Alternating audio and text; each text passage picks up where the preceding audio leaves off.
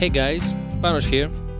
In this last video, we'll talk about all the stuff that makes a pedalboard trustworthy and always perform at its best.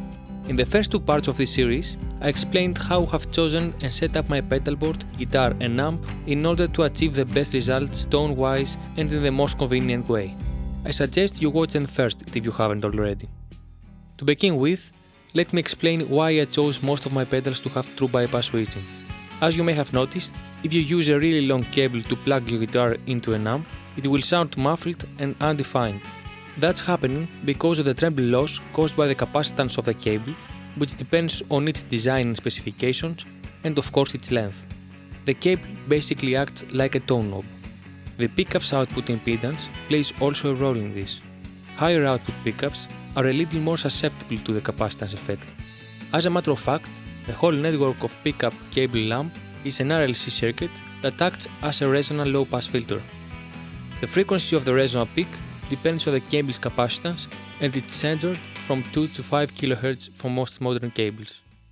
Okay, what's all this have to do with guitar pedals? A true bypass pedal functions as a cable when it's off. Imagine you have a 3-meter cable from your guitar into 10 true bypass pedals with 10 cm patch cables in between, and then an extra 5 meters of cable into your amp. Regardless of the specifications of the cables, the tone loss will be significant. The solution to this is an amplifier circuit which doesn't change the signal's level but converts the input signal into low impedance signal that can drive the cable's capacitance. That's called a buffer. Now, most of the pedals when they are on act like a buffer because they provide a low impedance signal on the output. As you can see, in my pedalboard I have at least one pedal on in every loop, but also I have the timeline at the end of the chain acting as a buffer. With this preset style system, the signal always travels at most through 3 pedals before hitting the first buffer. Like every amp circuit, a buffer adds a little noise and coloration to the signal. That's why I don't use multiple buffered pedals in my board. 1 or 2 are enough. About the cables now. I've done lots of A/B tests with different guitar cables and I found the one that sounds best to me with this rig. It's this yellow oval cable from Analysis Plus that I mostly use for studio work now. On the road, what I use is 2 of these Mogami 2524 cables with Neutrik plugs. Really good sounding and reliable cables. I would also recommend Vovox Sonorous cables as perhaps a better but more expensive alternative. I believe the first cable in the chain, in this case the one from the guitar to the pedalboard, is the most important cable, so it should be carefully chosen. If a cable is microphonic, noise will be amplified by the pedals and propagate through the entire rig. I ended up with Mogami for a second reason I'll explain later. By the way, let me show how to warp your cables so they will last longer and unwarp easier.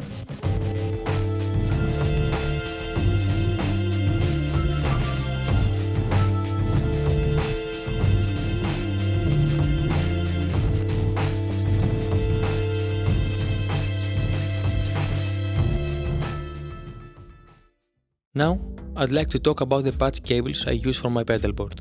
I strongly suggest this Evidence monorail, which is a small diameter cable perfect for use in a crowded pedalboard. I use it with these tiny screw-in solderless plugs from Evidence. I think this is the absolute solution if you want the ability to cut the cables in the length you need and to be sure the plugs will work perfect forever. If you have a large pedalboard, your guitar signal travels in total through cables 2 to 3 meters long, so don't underestimate the importance of the quality of patch cables. Most importantly, don't underestimate the importance of being confident that your pedalboard will work flawlessly. I have had too many moments of agony when during a show I had to replace every patch cable to find why I have no sound. By the way, in case you use George L's patch cables, like I used to, I have a tip for you. Since the plugs tend to get unscrewed, you can put paper glue so the thread is locked but still remains easy to unlock it with bare hands. I believe there's a special thread locking fluid for that, called Loctite. In order to avoid scratching the paint of your favorite pedals with metallic plugs, you can put a self-adhesive rubber foot in every plug like this. Moving on to the pedalboard frame. When I had to choose a pedalboard, I had 3 things in mind: size, weight and ergonomics. It had to be as light as possible, with a durable soft case, and have the space for a power supply system to be installed underneath. As you can see, this is a Pedal Train 3 made from welded aluminum alloy tubing. it's as light as it gets. I also like the fact that it's an open frame pedal board, so I can hide the patch cables underneath, and it has this rubber feet that raise it from the ground a little, allowing more space for my power supply. That also helps to keep it clean and dry when I play outdoors. One of the things that we guitarists often neglect is the way we power our pedals. Unfortunately, there is no easy way out. If you want to eliminate any ground loop hum, you need a power supply with isolated outputs. The one I use is this modular power supply system from the Geek Rig, which is designed to provide as many outputs as you need. Its heart is this high-quality 9V switching PSU called generator. It delivers 5 amps, which is way more power than one needs, and as every switching type PSU is very small and light. The generator connects to this unit called distributor, which has 6 high current non-isolated outputs. These outputs can connect to an isolator, an adapter, or another distributor. Every isolator has 4 isolated and regulated 9V outputs. An adapter is required for pedals with special power needs.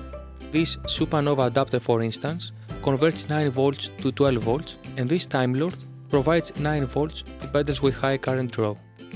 The advantage of this system is that its modular design offers flexibility, so you can add only the required units your pedal board needs.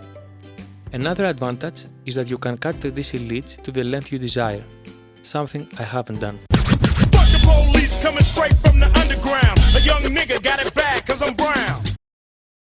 Yeah. In general, I wouldn't recommend any daisy chain solutions unless you only have a few pedals and you are sure they work together without noise. Because I want to have only one power plug for the entire pedal board, I connected to this power strip the generator, the PSU of my in-ear preamp, the PSU of the lamp, and the one-spot PSU that powers the minstrel. That pedal requires at least 500 mAh, so I power it with a separate PSU. Here is the LED lamp from Mighty Bright I used to make my sound brighter. I fix it in place with Velcro every time I set up, and it really helps in critical moments. One thing I haven't talked about yet is this in-ear preamp from Fisher Amps.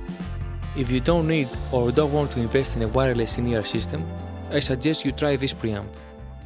It's designed to be used as a body pack, but as I didn't want to have 3 cables hanging from my belt, I installed it on the pedal board. I connect its power supply, the XLR returns, and this earphones extension cable, and it's set. I wanted to have only one cable from my guitar to the pedal board, so I used a sleeve for the extension and the guitar cable. The one plug goes to the guitar, and the other to these Shure SC535 triple driver isolating earphones. One thing I hadn't foreseen running these 2 cables in parallel was the noise the guitar cable had. The only cable I have tested that keeps the noise out in this situation is the Mogami 2524, and that's the second reason I ended up using it. To conclude this rundown, I will talk about the microphones I prefer for live use. For many years, I used the classic Shure SM57, positioned somewhere around the cap edge of the speaker, vertically to the cloth. I tend to believe that SM57 works best with trembly guitar amps, especially for solo parts where you need this mid-hump to make the sound rounder. I use this Sennheiser E906 lately, that sounds to me a bit more flat. I think it captures the sound I hear in front of my amp more accurately and with more detail. This is the microphone I used for all the samples in these videos. For studio work, I would combine it with a ribbon mic like R121 from Roger, but that would be out of context for this series. So, that's it. I think I included everything on this rundown. I wouldn't finish this series without saying how much more important for the guitar sound is one's technique in comparison to any equipment. Don't forget that no guitar, pedal or amp can make you sound good unless you make your instrument sound good. The way you attack the strings of the guitar will make you sound big or thin, bright or dull. Everything else is there to enhance the sound you create with your hands. Anyway, if you have any questions or you want me to expand on any topic, let me know by leaving a comment. Don't forget to subscribe and give the thumbs up if you liked this series.